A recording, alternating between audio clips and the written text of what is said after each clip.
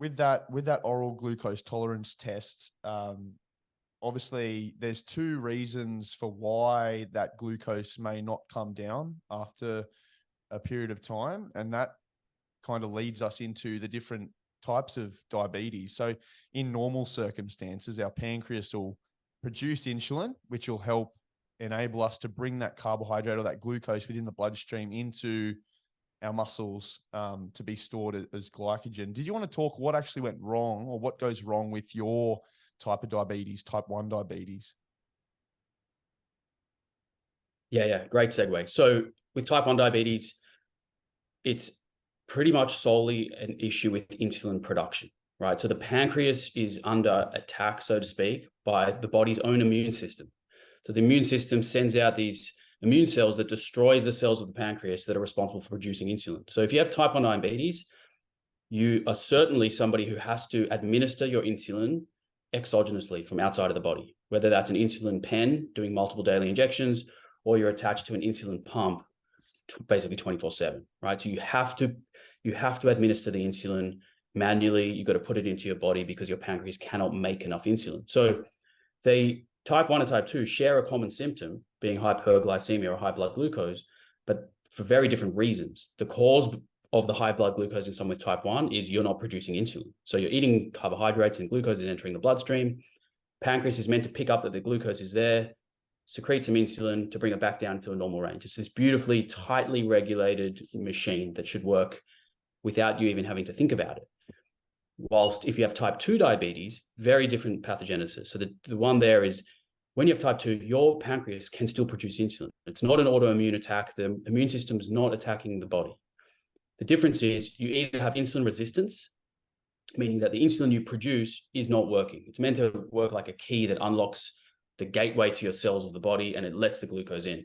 So you might be producing actually a lot of insulin. You might have hyperinsulinemia, meaning you actually, if you have insulin resistance or type 2, your pancreas overproduces insulin. So for a given amount of glucose, somebody with type 2 might need double the amount of insulin. I'm just throwing these arbitrary numbers, but like you need a significantly more insulin to open those glucose gateways to let the glucose into the cell.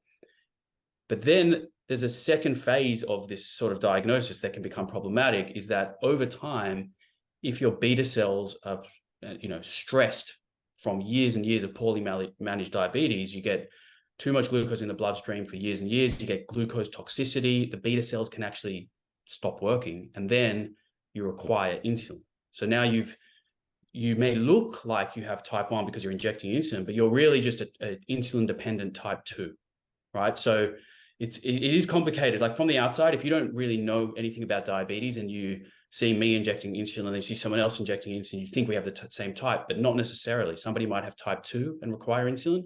Somebody might have type 1. And the way that you get these is just completely different. So I think that's one really good point you've raised there. And it's a misconception, isn't it? That someone who's diagnosed with not the same type of diabetes that you've been diagnosed with, but type 2 diabetes, that when their disease progresses to a point where they start to require insulin injections, that they've transferred from type 2 diabetes to type 1 diabetes. And I think we really want to set the record straight there that it's still type 2 diabetes, but just type 2 diabetes requiring insulin. Whereas with your type of diabetes there, Drew, you as you said, your pancreas isn't producing any insulin.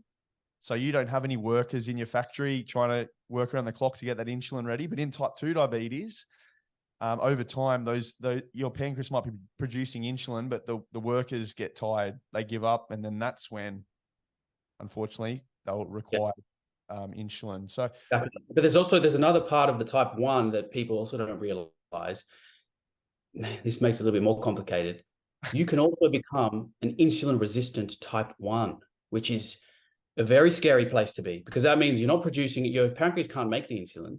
Then let's say you become extremely overweight and you gain what's called ectopic fat, so fat or lipids that build up in the cells of the body where they're not meant to be. So let's say your muscle cells get sort of saturated with lipids. You might become resistant to the insulin that you're injecting. So it really is a spectrum of insulin resistance and insulin sensitivity in all cases, whether you're type 1 or type 2. You can prioritize insulin sensitivity in both cases and you'll require less insulin. So it's quite an important thing that people sort of don't realize. They think that if you have type 1, you're all good. You don't have to worry about insulin resistance. Not quite true. If you gain too much weight, if you store these fat cells, and if you store fat in the wrong cells, you can become insulin resistant as well.